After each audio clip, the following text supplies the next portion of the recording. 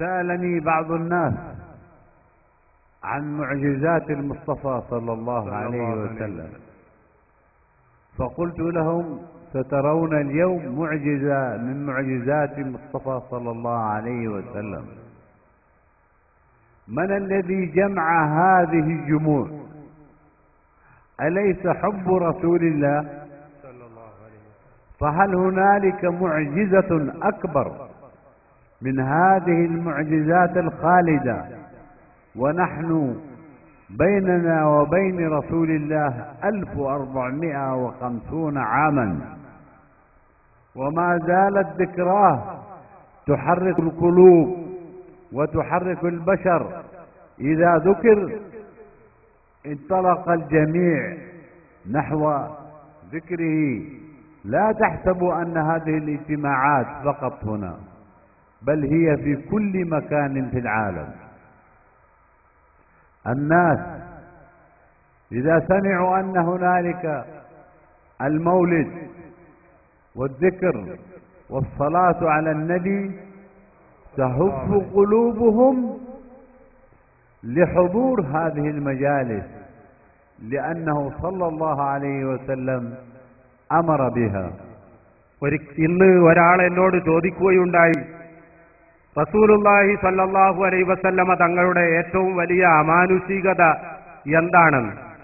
ഞാൻ അതിന് മറുപടി പറഞ്ഞത്, നിങ്ങളൊരല്പസമയം കാത്തിരിക്കുക, ഇന്ന് രാത്രി നിങ്ങൾക്ക് ആ മുഅ്ജിസത്ത് നേരിട്ട് കാണാം എന്നാണ്. അതെ, തീർച്ചയായിട്ടും ഞാൻ നിങ്ങളോട് ചോദിക്കാൻ ആഗ്രഹിക്കുകയാണ്, ഈ ജനസാഗരം ഇന്നിവിടെ ഒരുമിച്ച് കൂടാനുള്ള നിമിത്തം, അതിന്റെ കാരണം എന്താണ്?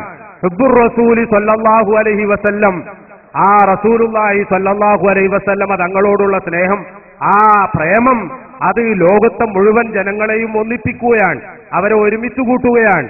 അതെ, എവിടെ അള്ളാഹുവിന്റെ റസൂലിനെ പറയപ്പെടുന്നുവോ, എവിടെ അവരുടെ സ്വലാത്ത് ചൊല്ലപ്പെടുന്നുവോ, എവിടെ അവരുടെ ദിക്റുകൾ വർദ്ധിപ്പിക്കപ്പെടുന്നുവോ, ലോകത്ത് മുഴുവനും അത്തരം സദസ്സുകളിൽ എത്തിച്ചേരാൻ വേണ്ടി മുസ്ലിമീങ്ങളുടെ, വിശ്വാസികളുടെ ഹൃദയം തുടിക്കുകയാണ്.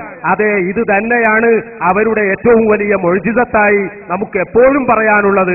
ഇത് 1450 കൊല്ലമായി ഇതേ ചരിത്രം തുടരുകയാണ് എന്നുകൂടി നാം മനസ്സിലാക്കേണ്ടതുണ്ട്.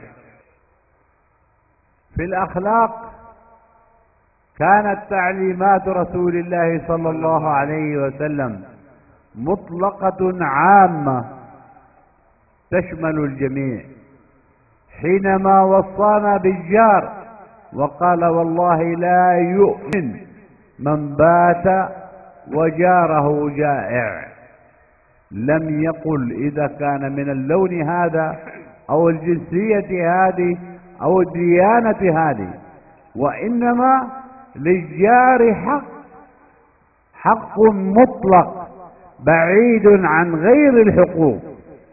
അതുപോലെ തന്നെ റസൂലുള്ളാഹി സ്വല്ലല്ലാഹു അലൈഹി വസല്ലമ തങ്ങൾ ഈ പ്രപഞ്ചത്തിന് നൽകിയ ധാർമ്മിക അധ്യാപനങ്ങൾ നാം പരിശോധിക്കുമ്പോഴും നമുക്ക് മനസ്സിലാക്കാൻ കഴിയുന്നത് വളരെ വിശാലമായ ധാർമ്മിക അധ്യാപനങ്ങളാണ്. സ്നേഹത്തിന്റെ, കാരുണ്യത്തിന്റെ അധ്യാപനമാണ്.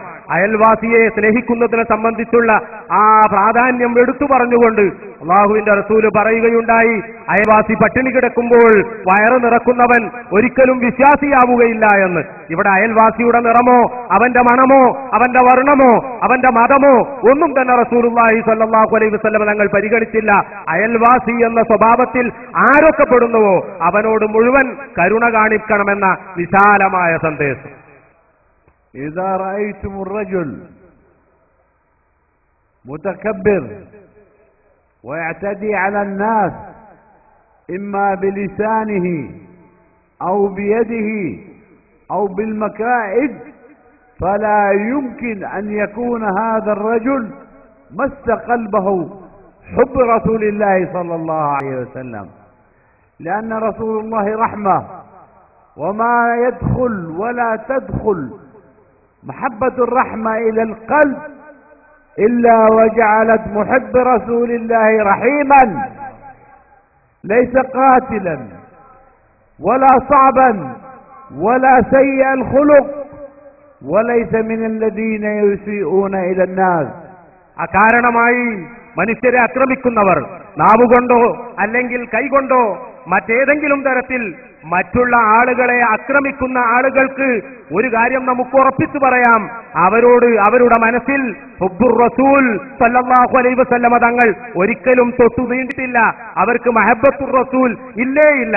കാരണം അള്ളാഹുവിന്റെ റസൂലിനെ മഹബ്ബത്ത് വെക്കുമ്പോൾ പ്രധാനമായി നാം മനസ്സിലാക്കേണ്ട ഒരു ഗുണം, ആ അള്ളാഹുവിന്റെ റസൂൽ എല്ലാവരോടും കരുണ കാണിക്കുന്ന ആളായിരുന്നു എന്നതാണ്. ദുസ്വഭാവം കൊണ്ടോ അതിക്രമം കൊണ്ടോ അക്രമ പ്രവർത്തനങ്ങൾ കൊണ്ടോ മറ്റുള്ളവരെ നേരിടുന്നവർ തീർച്ചയായും മഹബ്ബത്തുർ റസൂൽ അല്പം പോലും ഇല്ലാത്തവരാണ് എന്ന കാര്യം നാം മനസ്സിലാക്കേണ്ടിയിരിക്കുന്നു.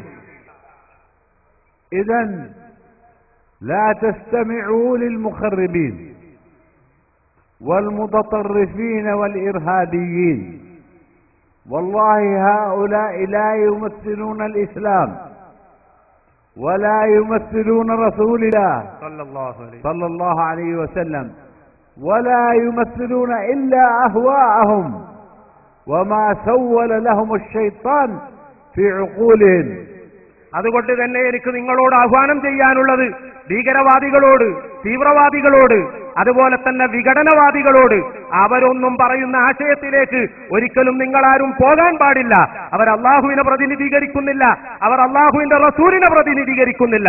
മറിച്ച് അവരൊക്കെ അവരുടെ വ്യക്തിപരമായ താല്പര്യങ്ങളെ മാത്രം പൂജിക്കുന്നവരാണ് എന്ന കാര്യം നിങ്ങൾ ഓരോരുത്തരും തീർച്ചയായും അറിഞ്ഞിരിക്കേണ്ടതുണ്ട്.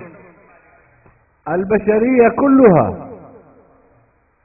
لها أعداء ثلاثة: الجهل والمرض والفقر. يجب أن نتعاون. والفقر والمرض، الجهل والفقر والمرض، هذا هو العدو الحقيقي للإنسانية بل وللحيوانات. يجب أن تتعاون جميع الدول بل وجميع الأفراد لحرب هذه المشكلات الأساسية، وليس لقتل البشر ولا للمكائد للبشر.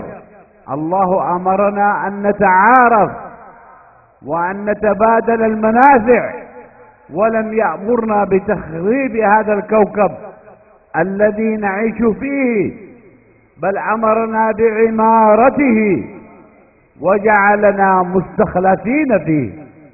നമുക്ക് ഇന്ന് ലോകത്ത് ഏറ്റവും വലിയ ശത്രുക്കളായി 3 ശത്രുക്കളാണുള്ളത്. ഒന്ന് അജ്ഞതയാണ്, രണ്ടാമത്തത് ദാരിദ്ര്യമാണ്, മൂന്നാമത്തത് രോഗമാണ്. അതെ, തീർച്ചയായും ഈ കൊടിയ ശത്രുക്കളെ വളരെ ശക്തമായി തന്നെ നാം നേരിടേണ്ടതുണ്ട്. ഇത് നേരിടണമെങ്കിൽ രാജ്യങ്ങൾ തമ്മിൽ സഹകരിക്കണം. രാജ്യങ്ങൾ മാത്രമല്ല, വ്യക്തികൾ തമ്മിൽ സഹകരിക്കണം. അങ്ങനെ സഹകരിക്കുമ്പോൾ ഈ വലിയ ശത്രുക്കളെ നമുക്ക് കീഴ്പ്പെടുത്താൻ കഴിയും. അല്ലാഹു സുബ്ഹാനഹു വ തആല ഇത്തരം വിഷയങ്ങളിൽ പരസ്പരം സഹകരിക്കണമെന്നാണ് ഖുർആനിലൂടെ നമ്മെ പഠിപ്പിച്ചിട്ടുള്ളത്. إن كل شيء يزول في هذه الأرض ولا تبقى إلا الأشياء المعنوية: الدين والعلم والخلق. هذه هي عناصر الحضارة التي تخلد أذكاركم. لذلك من قديم التاريخ ونحن نقرأ عن حكماء الهند وكتب حكماء الهند وما فيها من فوائد. നിങ്ങളെ സംബന്ധിച്ച് വളരെ മുമ്പ് തന്നെ ഞങ്ങൾക്ക് നല്ല അഭിപ്രായമാണുള്ളത്. കാരണം നിങ്ങൾക്ക് നല്ല മതപരമായ ചിട്ടയും ശൈലിയും ജീവിതത്തിൽ പകർത്തുന്നതോടൊപ്പം സൽസ്വഭാവവും അതുപോലെ തന്നെ സഹവർത്തിത്വവും നിങ്ങളുടെ മുഖമുദ്രയാണ്. ഇത് പണ്ടുകാലം മുതലേ ഉള്ളതാണ്. ഇന്ത്യയുടെ ചരിത്രം വായിച്ചപ്പോൾ പലപ്പോഴും വളരെ പ്രഗത്ഭരായ ഫിലോസഫേഴ്സ്, വളരെ വലിയ തത്വജ്ഞാനികൾ, അവരുടെ ഗ്രന്ഥങ്ങൾ, ആ ഗ്രന്ഥങ്ങളിലെ മണിമുത്തുകൾ, ഇതൊക്കെ ഞങ്ങൾക്ക് പലപ്പോഴും പെറുക്കിയെടുക്കാൻ കഴിഞ്ഞിട്ടുണ്ട്. ഇതൊക്കെ നിങ്ങളുടെ ഭൂമിയിലാണ് എന്നത് ഞങ്ങളെ സംബന്ധിച്ചിടത്തോളം ഏറെ സന്തോഷജനകമാണ്.